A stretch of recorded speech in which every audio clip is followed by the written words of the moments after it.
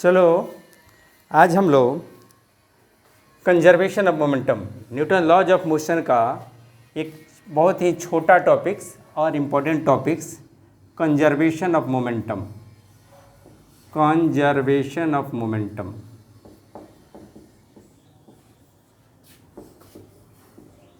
को डिस्कस करने जा रहे हैं।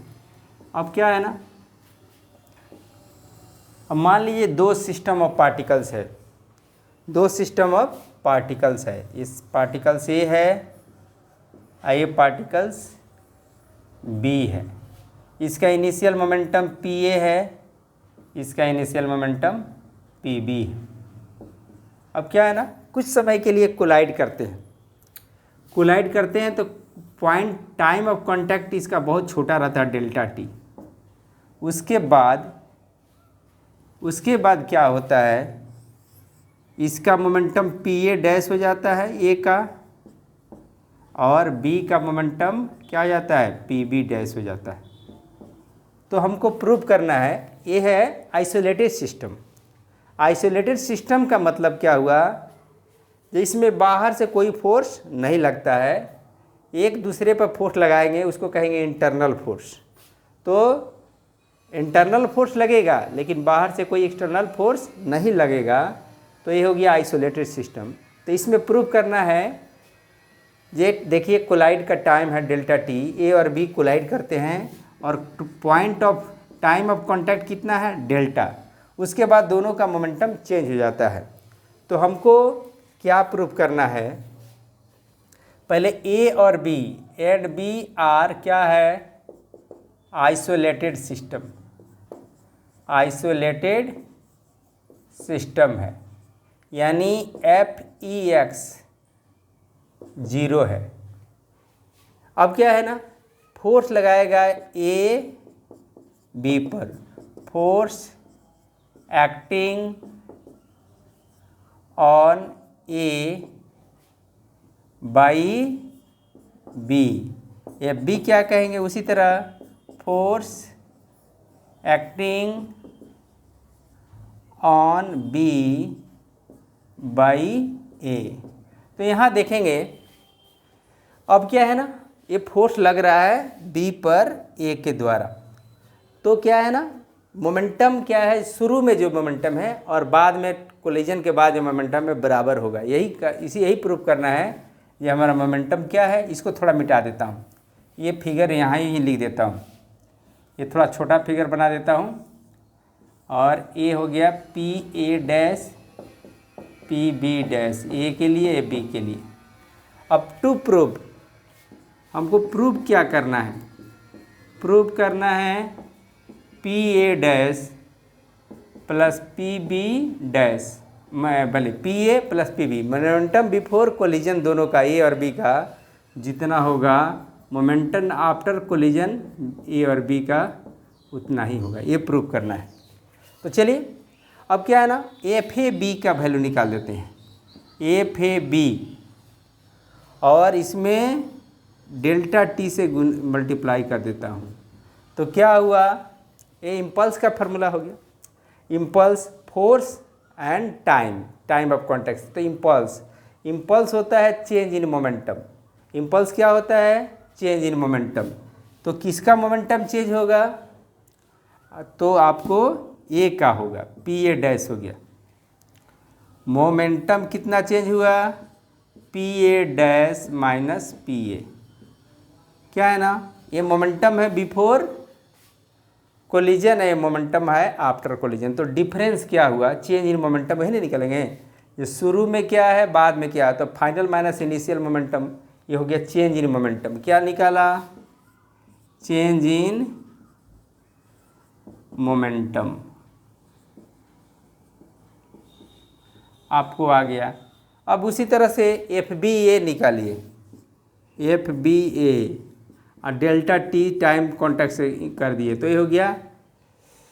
तो आप जानते हो एक और फार्मूला है, ये rate of change of momentum क्या होता है, F A minus F B A dash, F A dash minus F E time से गुना करते हैं, तो ये एफ ए पर फोर्स लगेगा। Change in momentum, rate of change in momentum equal to force applied. Rate of change in momentum equal to force applied.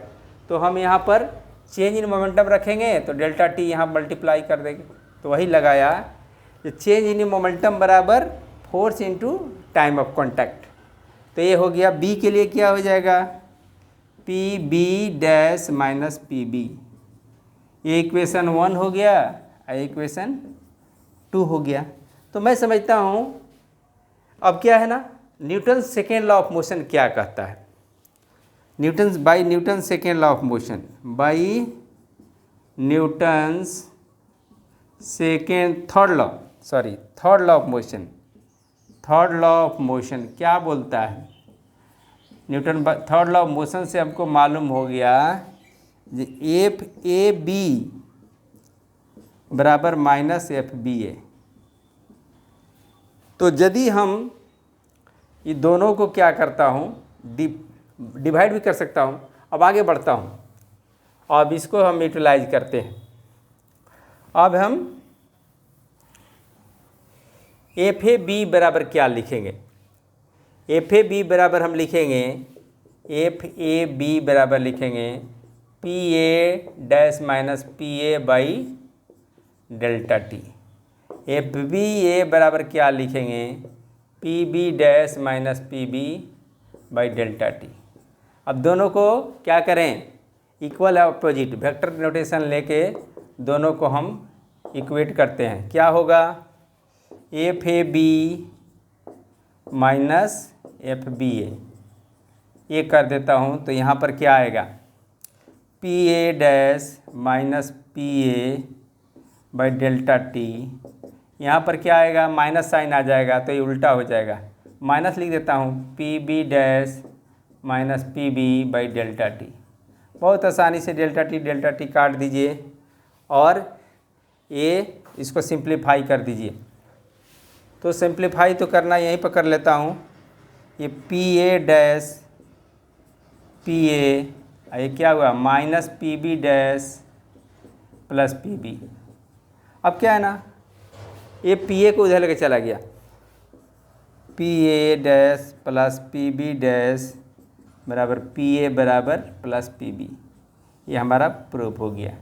तो ये है कंजर्वेशन ऑफ मोमेंटम। बहुत आसानी से अब फिर से एक बार दोबारा इसको समझते हैं। ये बॉडी है ए, ये बॉडी है बी, इसका इनिशियल मोमेंटम पी ए, इसका इनिशियल मोमेंटम पी बी, ये दोनों कोलाइड किया।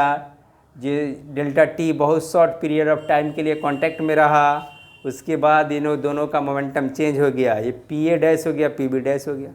अब क्या है ना, हमको प्रूव करना है कि इसका शुरू में एक सिस्टम ऑफ पार्टिकल जो है दोनों ए और बी, इसका initial momentum P A plus P B, और टकराहट के बाद कोलिजन के बाद क्या आ गया, P A dash plus P B dash, ये दोनों बराबर होगा। यही प्रूव करना है।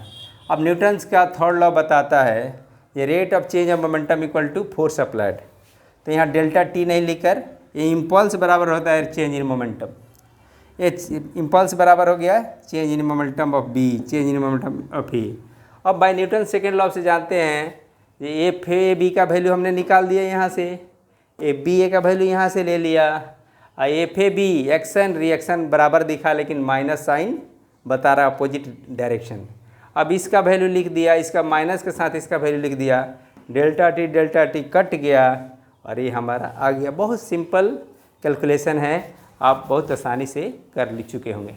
अब हम पढ़ेंगे स्यूडो फोर्स। क्या पढ़ेंगे, स्यूडो फोर्स, जो बहुत काम का चीज़ है। तो मैं सोचता हूँ ये स्यूडो फोर्स क्या होता है, ये देख लीजिए।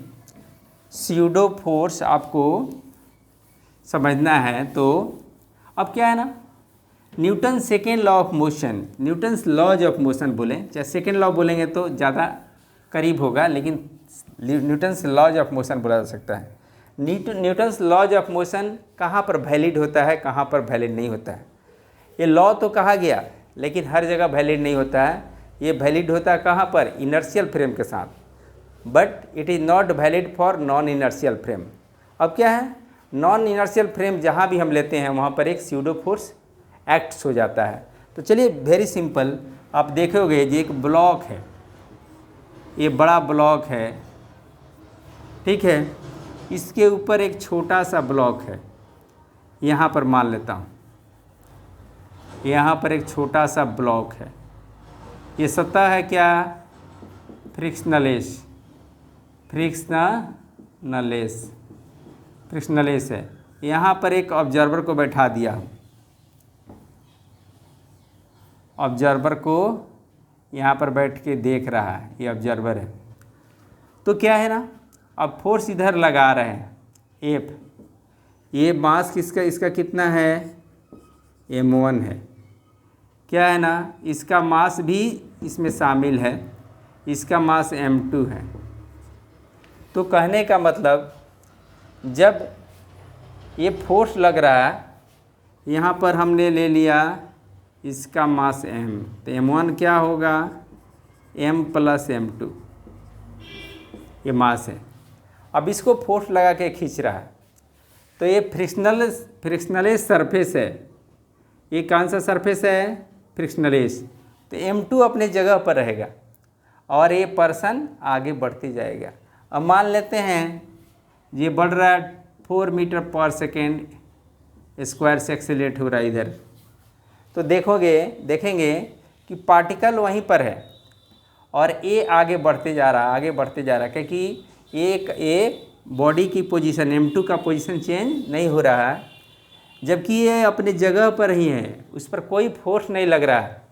और ये आदमी को लगेगा जी हमारा से कितना दूर भाग जा रहा है, पीछे छूटते जा रहा है। तो मनुष्य को, कोई भी ऑब्जर्वर को अपना मोशन नहीं दिखाई देता, दूसरे बॉडी का मोशन दिखाई देता है और उसको एहसास होगा कि ये तो 4 मीटर/सेकेंड का एक्सीलरेशन से पीछे की तरफ जा रहा है। तो इस पर लगेगा ये एक फोर्स काम कर रहा है, उसको अपीयर्स होगा जो इस पर एक फोर्स लग रहा है और वो पीछे की तरफ एक्सीलरेट करते हुए जा रहा है। कितने एक्सीलरेशन के साथ?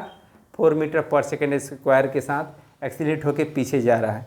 तो इस तरह से इस आदमी को जो फोर्स का एहसास होता है, इस आदमी को इसका एक्सीलरेशन का एहसास होता है, जिसमें फोर्स लगकर इसमें एक्सीलरेशन हो रहा है। तो ऐसे फोर्स जो फॉल्स फोर्स होता है और सिर्फ अपीयर्स मालूम होता है लेकिन लग नहीं रहा है, तो इसी को कहते हैं स्यूडो फोर्स। क्या कहते हैं? Pseudo force. तो चलो इसको अगला वीडियो में फिर हम देखेंगे, ये स्यूडो फोर्स से रिलेटेड बहुत सारा न्यूमेरिकल बनाएंगे। अब एक छोटा सा न्यूमेरिकल देख लीजिए, चाहे इसका प्रूफ भी करेंगे। चलिए नेक्स्ट वीडियो में इसको हम प्रूफ करके आपको समझाने की कोशिश करेंगे। Thank you.